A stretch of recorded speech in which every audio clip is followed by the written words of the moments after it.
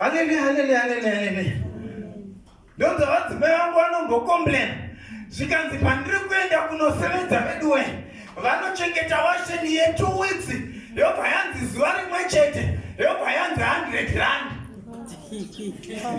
Anosevenza zvakasimba. Agondiratidza kana even nemaronda mumaoko. But paari kunogamuchidzwa zvakamuitisa maronda. Ari kunopiwa zvine meso akaneta. Azvibhofi zvakamufadza. Paanobva ipapo anongobva achigunun'una kuti basa hazvisizvo zvandakashandira izvi. Ndakashandira Rachel ndiye wandiri kuda.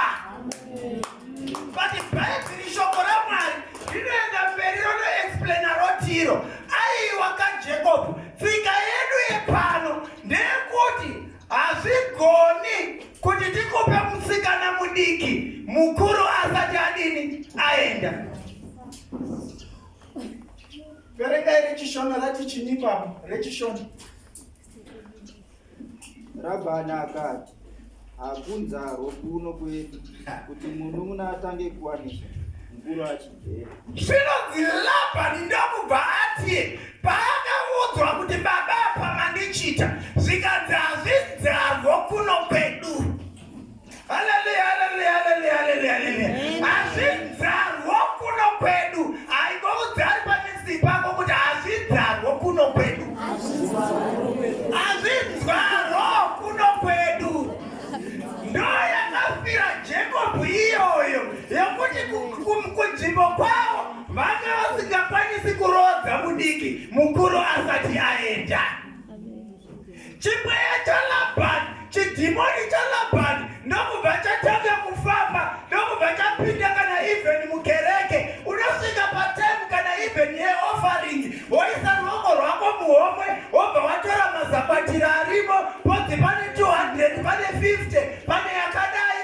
Vaiwa unonotarisa the smallest denomination, ndoya unonozomora iyoyo. The reason why paita dhimoni raLabhani rakuudza kuti hazvidzarwo muno kubvisa the highest denomination yako yaunobvisa kadiki chete. Hallelujah. Pari kudzika here apa? Ndati ndiri kupari kudzika here apa? Paita mweya unorambidza kuti pane kuna hatidaro, but zvatinoita kuno ndeizvizvi. Pane vakawanda vakapinda mukereke ndokubva vauya vakadisplay maskills avo pano. Vamwe vakati kuparidza tinoparidza, tikavapa mukana tikatiparidzai.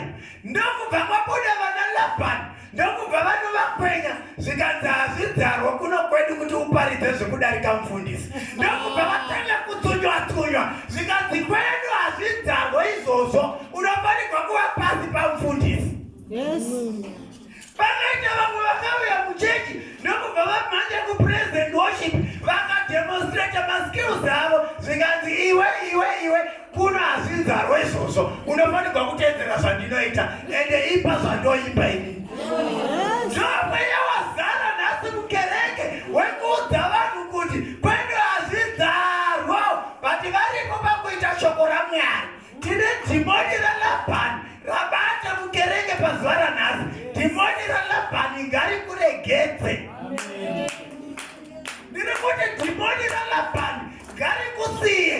Tazara nekereke inoudza vanhu kuti kwedu hakuitwa izvozvo. Wakakura iwewe uine madesires ako mulife, but wakachinjiswa destiny yako nokuda kwekuti kuno hakunzarwo. Wakakura uchida mukomana akanaka achakuroora achachata, but wakaudzwa iwewe kunzi kuno kwedu hatichati tinomitisa. Hallelujah. I want to direct amen ngai. Hallelujah. Wakaudzwa iwewe zvikanzi kuno hatichate, kuno kundeka kumitiswa vanhu, ndakakwedu hatidaro, zvatinoita isu ndeizvi. Wakachinjiswa destiny yako nemadhimoni ekwaLabhani.